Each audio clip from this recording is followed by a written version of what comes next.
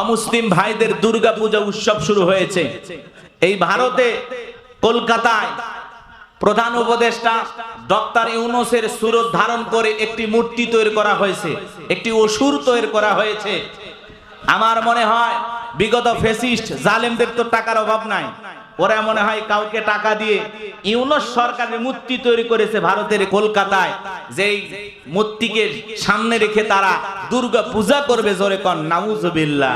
একজন মুসলমানের আকৃতি ধারণ করে যারা এই মূর্তি তৈরি করেছে, অসুর বানাইছে, আমরা বলতে চাই এর পিছনে একটা গভীর ষড়যন্ত্র আছে। বিগত ফ্যাসিস্ট জালেমেরা এগুলো করতেছে। কথা বলেন ঠিক কিনা? ইউনূস সাহেবের চেহারার আকৃতি দিয়ে একটা মূর্তি বানাইছে, আপনারা দেখেছেন সোশ্যাল মিডিয়ায়, ভিডিওটা ভাইরাল হয়ে গেছে। ওরা ইউনূস সরকারকে এখন পূজা করবে, ইউনূস সরকারের মূর্তি বানাইছে। বোঝেনি তো ওদের মূর্তি বানানো স্বভাব। কথা বলেন না কেন? অমুসলিম ভাইয়েরা পূজা করবে, কোনো সমস্যা নাই, এটা তাদের ধর্মীয় উৎসব, তারা পালন করবে। মুসলমানদের দায়িত্ব হলো তাদের নিরাপত্তা নিশ্চিত করা। কথা বলেন না কেন? কিন্তু কোন মুসলমান তাদের উৎসবে অংশগ্রহণ করে স্লোগান দিতে পারে না, ধর্ম যার যার, উৎসব সবার। এরকম স্লোগান দেওয়ার মতো মুসলমান সমাজে আছে না নাই? জোরে বলেন আছে না নাই? মনে রাখবেন, এই স্লোগান ঈমান ধ্বংস করা স্লোগান, এটা একটা কুফরি স্লোগান। একজন মুমিনের কণ্ঠ দিয়ে, একজন মুসলমানের কণ্ঠ দিয়ে এমন স্লোগান বের হতে পারে, ধর্ম যার উৎসব তার, ধর্ম যার যার, উৎসব তার তার। হিন্দুদের উৎসব হিন্দুদের কাছে, বৌদ্ধদের উৎসব বৌদ্ধদের কাছে, খ্রিস্টানদের উৎসব খ্রিস্টানদের কাছে, মুসলমানের উৎসব মুসলমানের কাছে। কথা বলে ঠিক এরা যারা এই ধরনের স্লোগান দেন তাদেরকে বলে দিতে চাই, আপনারা বলেন তো, আমাদের জুমার নামাজ পড়তে কি অমুসলিম ভাইয়েরা ভিড় করে? ওরা কি জুমার নামাজ পড়ার জন্য আসে? আসে না। আমাদের ঈদের নামাজের সময় কি অমুসলিম ভাইয়েরা এসে ঈদগাহে শামিল হয় ঈদের নামাজ পড়ার জন্য? ঈদের নামাজ শেষে যখন আমরা পশু জবাই করি, এই মুহূর্তে গরুর গোশত কাটাই বাছাই করে দেওয়ার জন্য অমুসলিম ভাইয়েরা এসে কি আমাদেরকে সহযোগিতা করে? জোরে বলেন করে? করে না। তাহলে অমুসলিম ভাইয়েরা আপনার জুমার নামাজে আসে না, ঈদের নামাজে আসে না, আপনি মারা গেলে জানাজার নামাজে আসে না, আপনার কুরবানিতে কুরবানির গোশতের ভাগ নেওয়ার জন্য আসে না।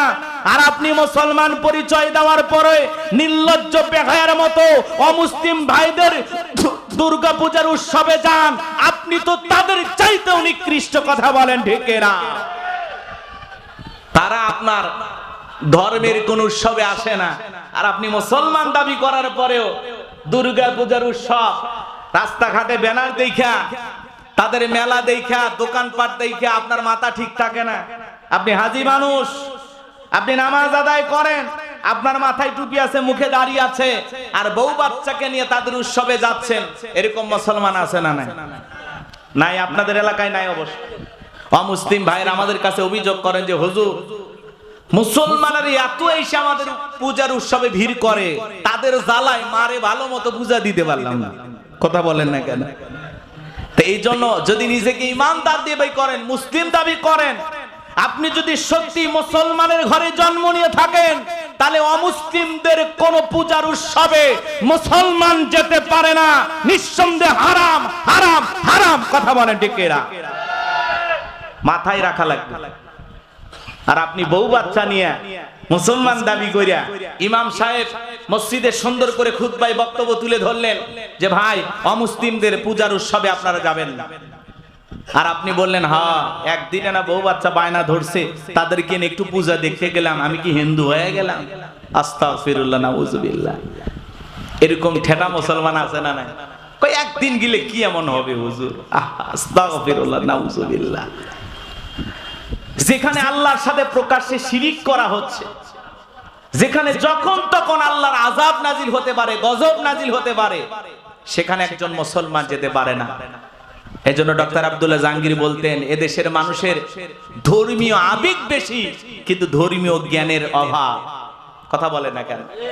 আর আপনি মুসলমান দাবি করেন, বউ বাচ্চা না মেলায় যাইতেছেন আর গান গাইতেছেন, মেলায় যাই রে, মেলায় যাই রে। আছে না নাই? আস্তাগফিরুল্লাহ, আস্তাগফিরুল্লাহ। আল্লাহ যেন আমাদের হেদায়েত দান করেন। এখানে যারা বসে আছেন নিজেকে মুসলমান দাবি করলে হাত তুলে বলেন তো হুজুর, অমুসলিমদের পূজার উৎসবে আমিও যাব না, আমার সন্তানকেও যেতে দেব না, আমার স্ত্রীকে নিয়ে যাওয়ার প্রশ্নই আসে না। যাব না তো ইনশাআল্লাহ, যাব না তো ইনশাআল্লাহ। জি, আমাদের দায়িত্ব তাদের নিরাপত্তা নিশ্চিত করা। নিরাপত্তা কে দেবে? রাষ্ট্রের দায়িত্বে যারা আছে তারা নিরাপত্তা দেবে, প্রশাসন নিরাপত্তা দেবে। আপনি আব্দুর রহিম, আব্দুল করিম সেখানে কেন যাবেন? আপনার তো কোনো কাজ নাই, কথা বলেন। ওখানে দায়িত্ব আছে, প্রশাসন যাবে, তারা নিরাপত্তা দেবে যাতে অমুসলিম ভাইরা সুন্দর করে তাদের পূজা উদযাপন করতে পারে। তাদেরও ধর্মীয় স্বাধীনতা আছে, কথা বলে ঠিক কিনা? মনে রাখবেন, মুসলমানেরা যে রাষ্ট্র ব্যবস্থায় থাকবে, মুসলমানেরা যে জনপদের ক্ষমতায় থাকবে, অমুসলিমেরা সেখানে কতটা নিরাপদ জানেন? ডিমের ভিতরে কুসুম যতটা নিরাপদ, মুসলমানেরা যে এলাকার ক্ষমতায় থাকবে অমুসলিমেরা তার চেয়ে বেশি নিরাপত্তা নিয়ে বসবাস করবে ইনশাআল্লাহ। আমাদের দায়িত্ব সব সময় তাদের নিরাপত্তা দেওয়া, তাদের জান মালের সবকিছুর হেফাজতের দায়িত্ব আমাদের, কথা বলে ঠিক কিনা? কিন্তু তাদের সাথে তালে তাল মিলে না পূজা করা যাবে না, প্রসাদ খাওয়া যাবে না, আছে না নাই? অনেকে বলে হুজুর গেছিলাম পূজা দেখতে, একটু প্রসাদ দিয়েছে খাইছি, দুইটা কলাও খাইছি, লাড়ু দিয়েছে ওগুলো খাইছি, জায়েজ আছে খাওয়া হুজুর। কপাল পোড়া। আল্লাহ আমাদের হেদায়েত দান করেন, এটা জোরে বলেন আমিন। কষ্ট হইতেছে, সমসাময়িক বিষয় দিকে বললাম, রাগ কইরেন না। আপনার সন্তান আপনার অজান্তে শিরিক করছে না তো? আপনার সন্তান অজান্তে গুনাহে লিপ্ত হচ্ছে না তো? এই জন্য আপনাদেরকে সতর্ক করার জন্য আমার এই বক্তব্য। হযরতে বেলাল ডেকে বলেন, নবী, মক্কার কাফির বেঈমানরা হলো আপনার শত্রু, আপনাকে টার্গেট করে যদি ওরা বাম থেকে তীর নিক্ষেপ করে গো নবী, আমি বেলাল বাম দিকে যাই আর মনে মনে ভাবি ওই তীরটা যেন সর্বপ্রথম আমি বেলালের বুকের ভিতরে ঢোকে। আবার ডান দিকে যাই গো নবী, আমি মনে মনে ভাবি ওরা যদি ডান দিক থেকে তীর নিক্ষেপ করে ওই তীরটা যেন সর্বপ্রথম আমি বেলালের বুকের ভিতরে ঢোকে। আমি বেলাল মারা গেলে ইসলামের ক্ষতি হবে না, আপনি নবী মারা গেলে ইসলাম আর মাথা উঁচু করে সামনের দিকে দাঁড়াতে পারবে না। নিজের জীবনের বিনিময়ে বিশ্ব নবীকে আগলায় রাখতেন হযরত বেলাল। সেই বেলালের উপর নির্যাতন জুলুমের কষ্টের কথা বিশ্ব নবীর কান পর্যন্ত যখন পৌঁছে গেল, নবী তখন আবু বকরকে ডেকে গেল, আবু বকর, আমার বেলালের কষ্টের কথা সহ্য হয় না, যাও যাও তুমি আমার বেলালের জন্য একটা কিছু করো। হযরত আবু বকর সিদ্দিক রাদিয়াল্লাহু তাআলা আনহু ওমায়ের কাছে এসে কয়েক গুণ দাম বেশি দিয়া হযরতে বেলালকে ওমায়ের কাছ থেকে আজাদ করলেন, মুক্ত করলেন। বলুন আল্লাহু আকবার। হযরতে আবু বকর সিদ্দিক রাদিয়াল্লাহু তাআলা আনহু এমন মানুষ ছিলেন বাজান, ইসলামের জন্য 13টা দোকান ছিল সেই সময় বিক্রি করে দিয়েছিলেন। সুবহানাল্লাহ বলেন। আর আপনি আমি এমন মুসলমান 13টা দোকান 26টা বানাবো ইসলামের জন্য বিলিয়ে দিতে রাজি নাই, এমন মুসলমান সমাজে আছে না? না, কষ্ট হচ্ছে আপনাদের, মন খারাপ করতেছেন বাজান। তাহলে নবীজির মনটা কেন খারাপ বুঝতেছেন? আপনারা কষ্ট বুঝতেছেন আলোচনা? আমার ভাইয়েরা, নবী আমার দিকে বলে, আনাস, আমার মনটা কেন খারাপ তোমরা জানো? কিন্তু আমার মুস্কি হাসি দেওয়ার কারণটা কি? কারণ আছে না নাই? নবীর যখন মন খারাপ, নবীকে সান্ত্বনা দেওয়ার দায়িত্ব কার? আমার আল্লাহ ডেকে বলে, জিবরাইল, আমার বন্ধুর মা নাই, বাবা নাই, আমি স্যার আমার বন্ধুর কেউ নাই, আমার বন্ধুর মনটা হয়েছে ভারী, আমি আল্লাহ সইতে নাহি পারি। লাহু মাহফুজ থেকে সূরা কাউসার নিয়ে যায় আমার হাবিবের উপরে নাজিল কর তাড়াতাড়ি। বলুন আল্লাহু আকবার। নবী আমার ডেকে বলে, আনাস, আমার মনটা কেন খারাপ তোমরা জানো? আমার কষ্টের কারণ কি তোমরা জানো? কি তোমার মুস্কি হাসি দেওয়ার কারণ হলো এই মাত্র আসমান থেকে জিবরাইল এসে আমার উপরে সূরা কাউসার নাজিল করলো। বলুন আল্লাহু আকবার। একটু জোরে বলুন আল্লাহু আকবার। জবান ছেড়ে একটু মহব্বতে আমার সঙ্গে পড়ুন, আউযু বিল্লাহি মিনাশ শাইতানির রাজিম, বিসমিল্লাহির রাহমানির রহিম, ইন্না আ'তাইনাকাল কাউসার ফাসাল্লি লিরাব্বিকা ওয়ানহার, ইন্না শানিয়াকা হুয়াল আবতার। আল্লাহু আকবার। কষ্ট হচ্ছে?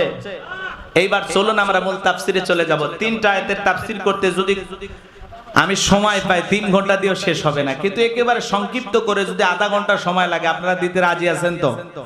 কোরআনের পক্ষে কাজ করতে রাজি আছেন তো ইনশাআল্লাহ? কারা কারা 2 হাত তুলে আল্লাহকে দেখান। লিল্লাহি তাকবীর। কষ্ট হচ্ছে? বলেন কষ্ট হচ্ছে? মনে রাখবেন সংখ্যা দিয়ে বিজয় আসে না। বদরের প্রান্তরে 313 জন সাহাবীর মাধ্যমে আল্লাহ রাব্বুল আলামিন মুসলমানদের প্রথম বিজয় দান করেছিলেন। কথা বলেন ঠিক কি না? আজ যদি বদরের প্রান্তরে সাহাবায়ে কিরামদের মতো ঈমান আমল মজবুত করে আজ যদি तमाम পৃথিবীর মুসলমানরা ঐক্যবদ্ধ হয়ে নারায়ে তাকবীর হুঙ্কার দিয়ে ময়দানে নামতে পারে, পৃথিবীর জালেম বেঈমানরা পৃথিবীর মানচিত্রে পালানোর জায়গা খুঁজে পাবে না। কথা বলেন ঠিক কি না? ইসলাম প্রতিষ্ঠিত করার জন্য, আল্লাহর এই জমিনে আল্লাহর দ্বীনকে বাস্তবায়ন করার জন্য যদি কখনো ডাক আসে, দলমত নির্বিশেষে প্রয়োজনে বিবির কাছ থেকে বিদায় নে, সন্তানদের কাছ থেকে বিদায় নে, মাথায় কাপড়ের কাপড়ে বেঁধে আল্লাহর এই জমিনে আল্লাহর দ্বীনকে প্রতিষ্ঠিত করার জন্য কারা কারা জীবন দিতে প্রস্তুত? 2 হাত তুলে আল্লাহকে দেখান। লিল্লাহি তাকবীর।